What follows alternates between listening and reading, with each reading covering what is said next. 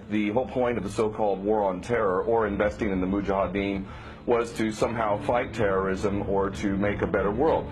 I would argue that if you really want to know what's happening with Middle Eastern policy, then you must read Yaydiğini's Strategy for Israel in the 1980s. Now, in that document, which is pretty much being played out to a T right now, and has been for many years, there were serious objectives for Israel. And Israel's main objectives were to expand and grow in line with the Greater Israel Project. And in order for it to do that, there would need to be an excuse to justify the expansion of Israel. And in order to do that, we would have to sow the seeds of sectarian hatred and violence in the region. The number one target of this plan was Iraq. We've achieved that. That's not a failure. That's actually a success. Iraq is a failed state largely. It is an absolute basket case. Sectarian hatred is absolutely insane.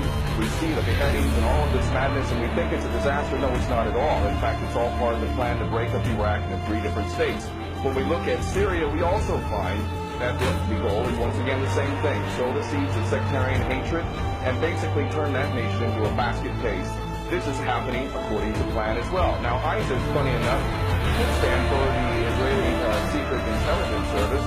Many people are seeing the very big benefits to the state of Israel, the so-called Jewish state of Israel, by the breakup and the balkanization of the surrounding states. So, actually, if you believe what's being told to you, and I just don't know why anyone would believe anything that comes out of the mouth of virtually any Western leader, whether it be Obama or Bush or any of the rest of them, all of these people are nothing but patent liars, and everything they say is pretty much the opposite of the truth. So I don't accept virtually anything they say. Okay, good. Okay, Peter, if I go to you in New York, there is absolute continuity between the policies of Iraq and breaking it up and breaking up Syria as well. It is beyond naive to suggest that the U.S. doesn't have its fingerprints all over ISIS. In fact, tell me this: why has ISIS never once, or Al-Nusra Front or Al-Qaeda, not once have they attacked Israel? In fact, ISIS militants are getting medical attention in the Golan Heights and in Israel itself. What does that tell you?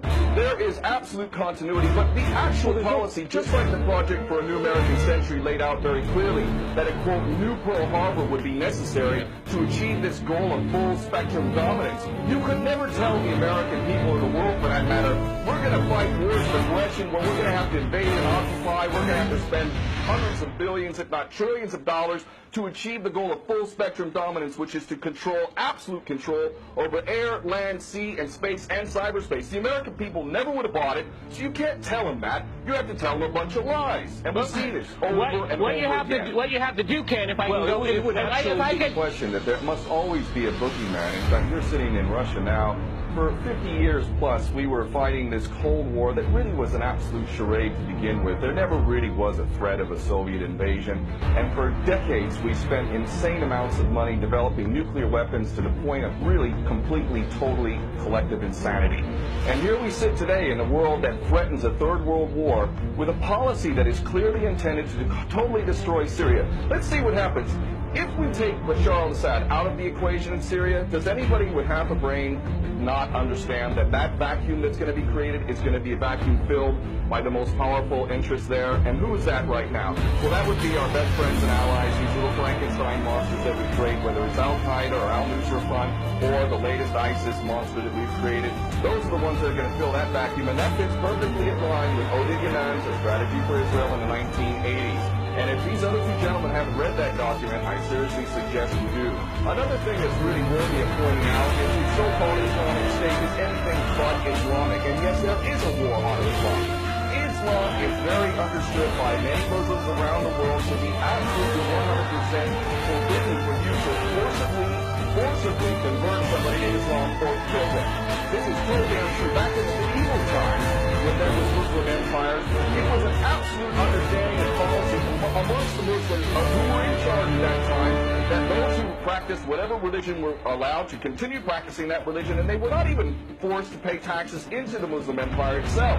However, if people wanted to practice that religion, they would not be able to derive the benefits of the tax system and so on and so forth. The bottom line is no Muslim in their right mind would justify going in and literally executing men, women, and children simply because they don't convert to your religion. These people are not Islamic. They are creations of the monster, which is the empire of the United United States and all its cohorts in Israel and England in particular. And this monster is purposely created to justify the continuing insanity of the never-ending war policy, which is really the core of America. And that is exactly why I renounce my U.S. citizenship. This madness cannot be considered anything but the major threat to the world. Okay, Peter, in New York, one of the things we've seen... Well, there are very obvious solutions. One is to arrest the traitors in the U.S. Congress and White House who have sworn to uphold the U.S. Constitution, and somehow the American people have sat by while the president has afforded himself the power to execute anyone, anywhere, anytime, for any American citizen to be detained without any due process of law, no representation, incognito, and theoretically, he could be condemned to death by a military tribunal in secret and executed. All of this operating under supposedly the United States Constitution. So all of these traitors need to be arrested first and foremost. When Netanyahu came to the Congress a couple years back, he received 29 standing ovations by these cowardly chicken hawk traitors. So the American patriots need to stand up and grab a pair and ultimately have some integrity and get rid of these traitors. Secondly, cut off all funding to Israel. Israel is a pariah state, a criminal state. It is committing active policies of genocide by the legal definition of the word according to Black's Law Dictionary. That country needs to be cut off right now. All of their attention needs to turn inward. Stop your little empire endeavors and full spectrum dominance and all of this sort of madness. Start taking care of your infrastructure back home. Start taking care of the American citizens who have worked their whole lives and now find themselves wondering how they're going to keep a roof over their head. All of that is very obvious and very sensible. Or America can continue to decline into an absolute total pariah state, hated and resented around the world, and maybe bring the whole world into World War III. I would prefer that we do the former instead of the latter, but ultimately we need some serious change